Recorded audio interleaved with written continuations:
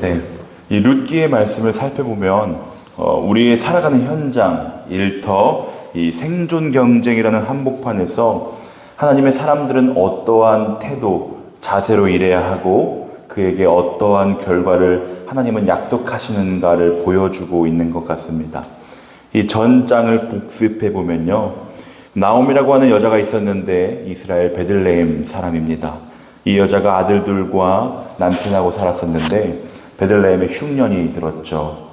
부잣집인데도 먹고 살기가 어려워서 남쪽 모압 지방으로 이사를 가게 됩니다. 모압은 평야가 넓고 기후가 좋아서 풍요하기 때문에 비록 이방 사람들이 살고 하나님의 성전이 없는 곳이었지만 경제적으로 어려우니 그곳에 가서 형편이 좀 나아진 다음에 풍년이 되면 돌아오겠다고 생각하고 떠났습니다. 처음에는 곧 돌아올 것이라고 생각했는데 아마 여러분이면 나오미의 가족과 같은 상황이면 어떨 것 같으신가요? 사람 사는 게 마음대로 되는 것이 없죠. 이 앞에 달콤함이 있는데 모른 척하기가 쉽지 않고요. 나오미도 마찬가지였습니다. 그곳에서 두 아들이 모압 여인과 결혼을 해서 10년을 삽니다. 뿌리를 내렸다고 생각을 했을 때 어찌어찌 하다 보니 남편과 두 아들이 죽고 맙니다. 과부 셋만 살아가게 된 것이죠. 이렇게 되자 나오미는 크게 깨닫게 됩니다. 아, 하나님이 나를 치셨구나. 내가 하나님을 버리고 성전을 버리고 신앙도 다 팔아먹고 오직 돈의 눈이 멀어서 이곳까지 와서 이 지경이 되었다라고 한탄을 합니다. 이 영적인 환경이 그만큼 소중한 것인데 이것을 다 무시하고 경제적 환경만 따라서 여기까지 왔더니만 다 잃고 아무것도 남은 게 없다는 말이 있죠.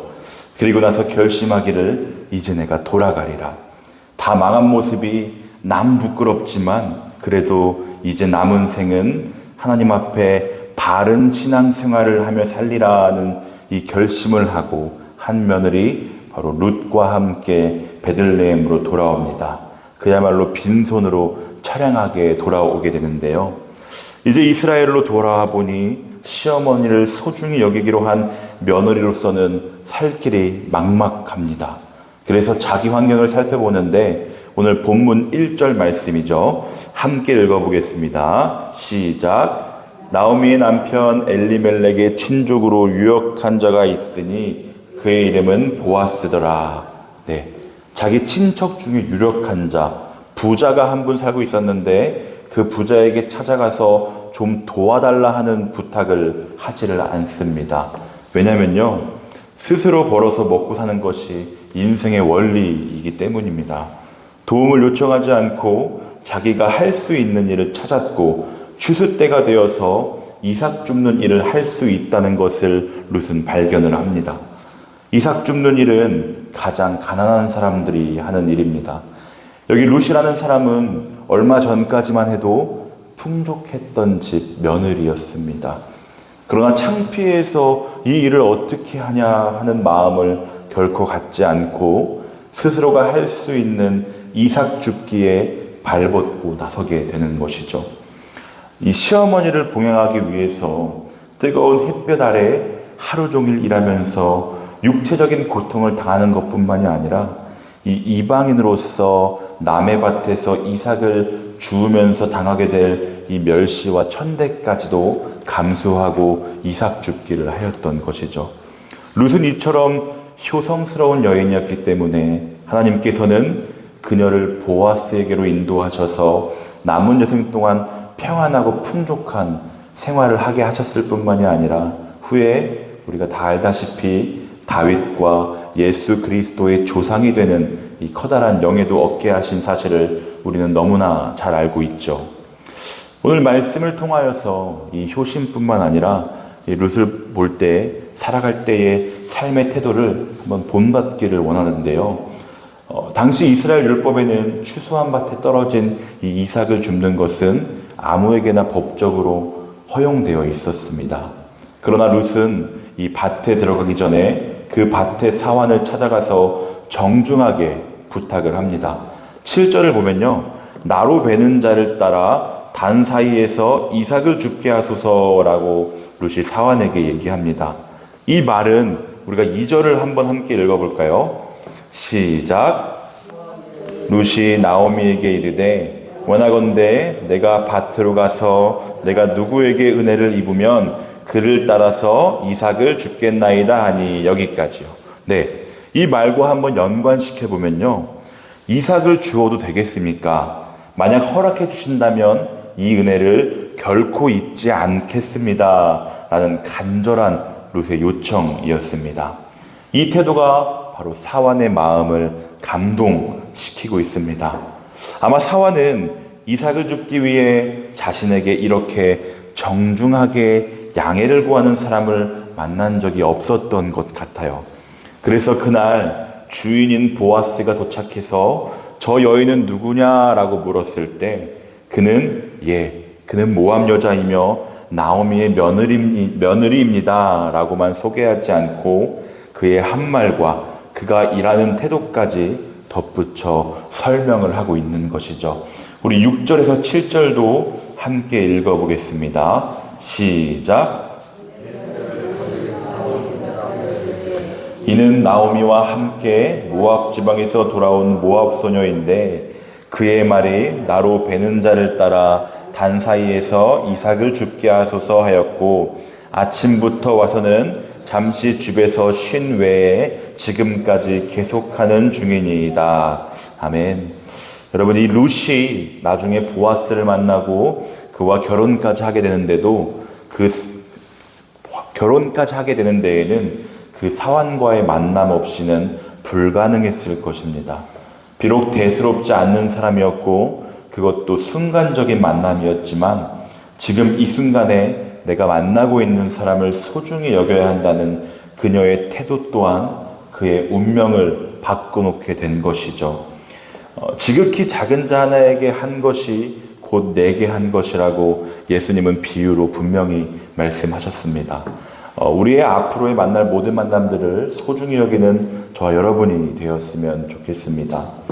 우리는 또 여기서 인간의 태도와 하나님의 섭리와의 이 상관성을 더듬어 헤아려 볼 수가 있는데요. 본문 3절에 보면 룻이 이삭을 주우러 밭으로 나갔는데 우연히 보아스의 밭으로 갔다고 기록하고 있습니다. 이 우연히라는 말이 성경 또 다른 곳에서 쓰여진 경우가 있는데요. 바로 열왕기상 22장 34절 말씀인데요. 이렇게 기록되어 있습니다.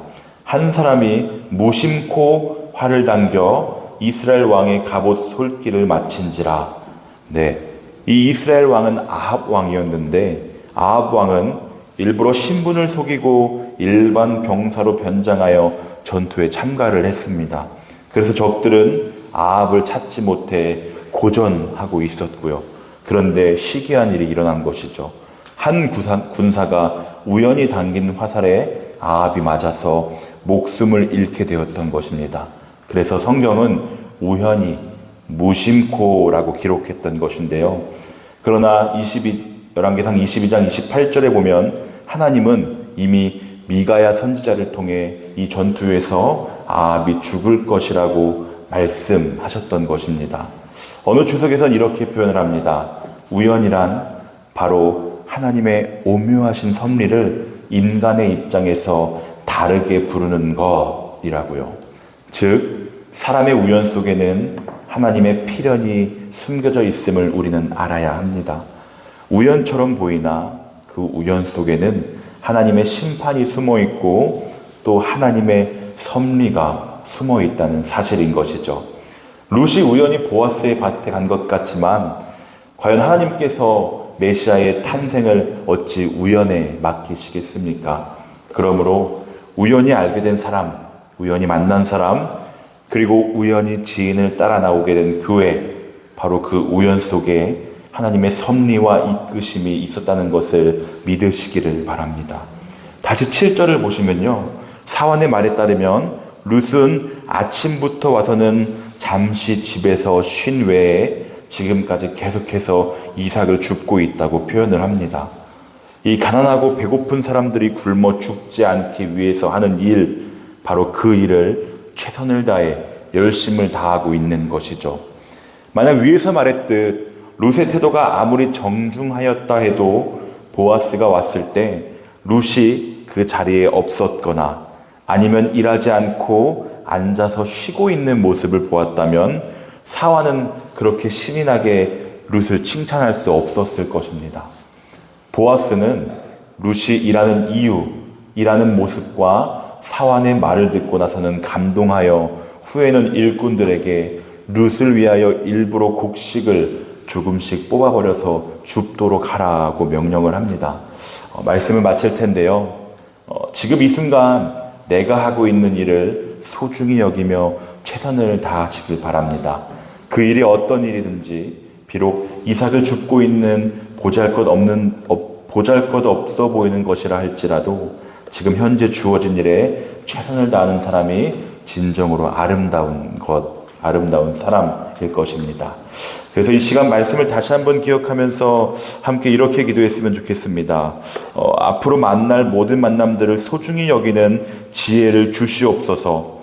우리에게 주어진 일들을 소중히 여기게 하시고 최선을 다하는 삶을 살아가게 해 주시옵소서라고 주여 한번 부르신 후에 함께 통성으로 기도하시겠습니다.